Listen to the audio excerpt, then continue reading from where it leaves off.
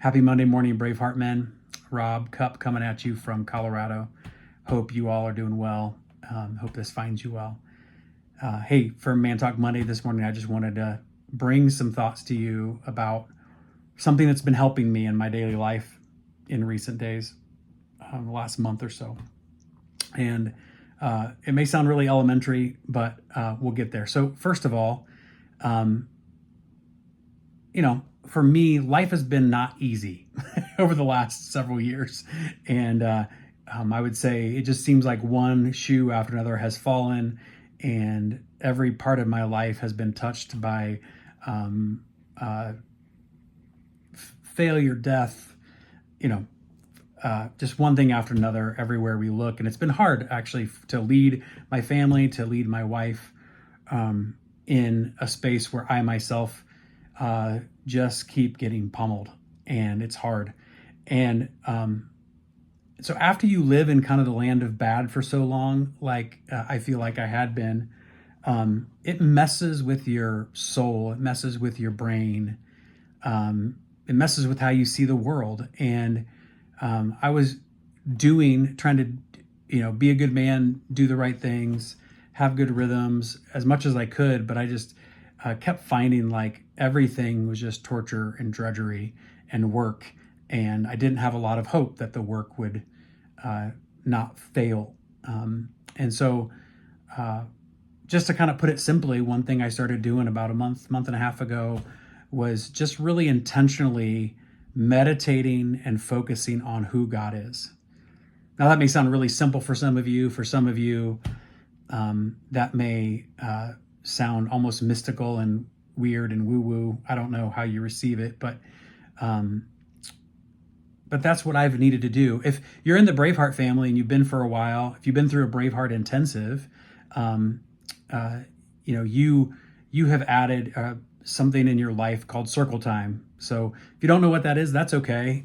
You can check it out, thebraveheartmen.com.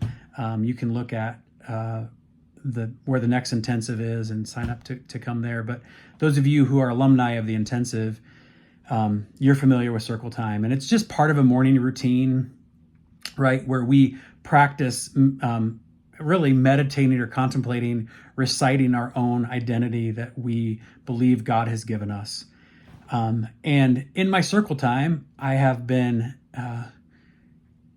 adding into my Circle Time this meditation of God. So it's been a pretty interesting concept to show up and add in some what I've had kind of the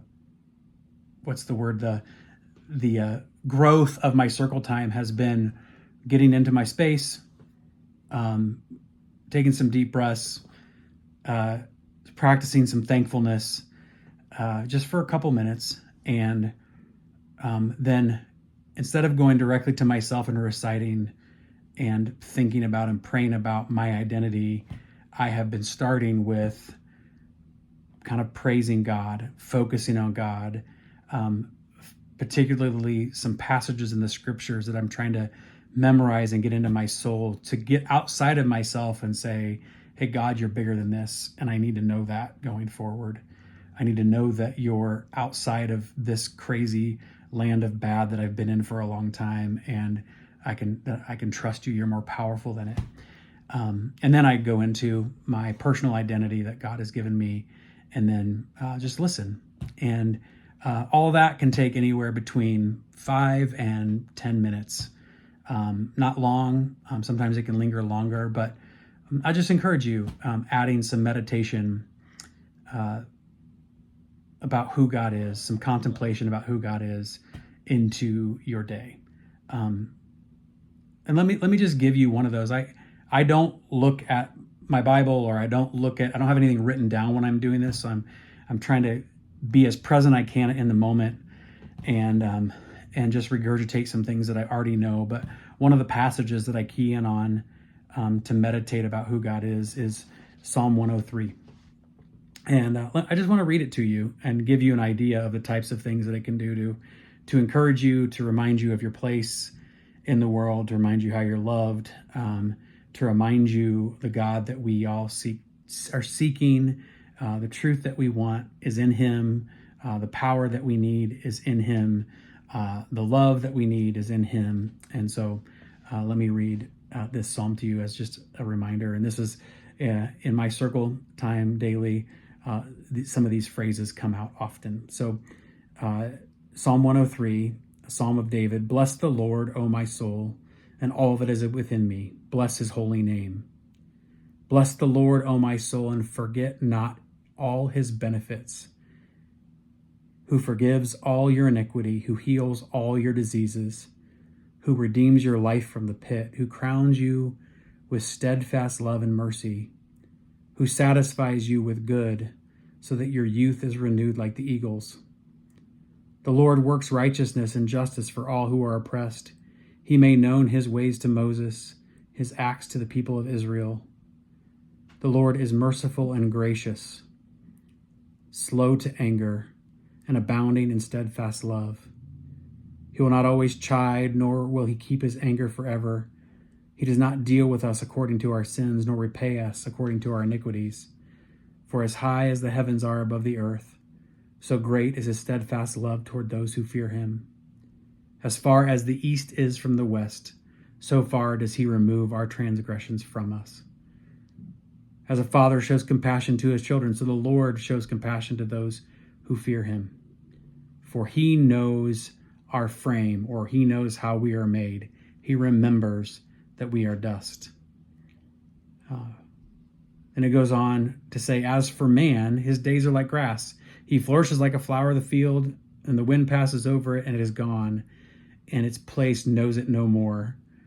So the love of a man, the success of a man, it just flourishes for a while and it's gone. But the steadfast love of the Lord is from everlasting to everlasting on those who fear him, and his righteousness to children's children, to those who keep his covenant and remember to do his commandments.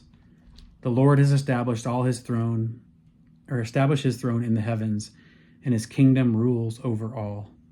Bless the Lord, O you his angels, you mighty ones who do his word, obeying the voice of his word. Bless the Lord, all his hosts, his ministers who do his will. Bless the Lord, all his works, in all places of his dominion. Bless the Lord, O my soul. I just wanted to take a minute, read that to you, but also that's kind of what I'm pulling from is as I go into my time in the morning, I share a couple things I'm thankful for with God, spend a minute or so listening, and then I start telling God what I remember of him, what I think of him. And I really focus on these phrases from verses 8 and 9.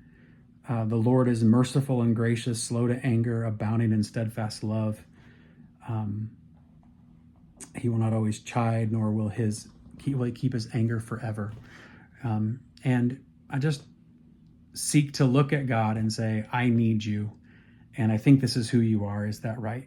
and then as I rehearse what he's told me about me and my own identity, those two things have been igniting a fire in my soul and have been helping me get through the land of bad. And I hope they will for you too. Have a great day. May this empower you for the next week. And like I said, hey, if you're looking for the next step in your life and you haven't yet been to a Braveheart intensive, check it out, thebraveheartmen.com. Go on there and look for the next intensive and sign up. All right, men, have a good one.